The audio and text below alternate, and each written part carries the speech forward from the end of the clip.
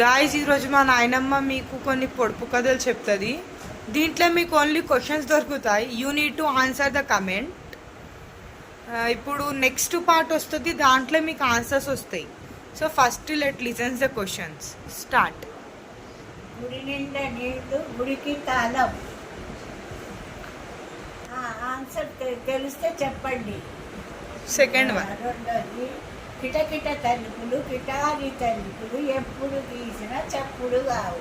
చెప్పండి ఆన్సర్. మీకు తెలిస్తే ఆన్సర్ చెప్పండి. చింపిరి చింపిరి గుడ్డలు, ముత్యాల వంటి బిడ్డలు. మీకు ఆన్సర్ తెలిస్తే చెప్పండి. 100 అన్నదమ్ములకు ఒకటే మొలుతాడు. చెప్పండి ఆన్సర్ మీకు తెలిస్తే.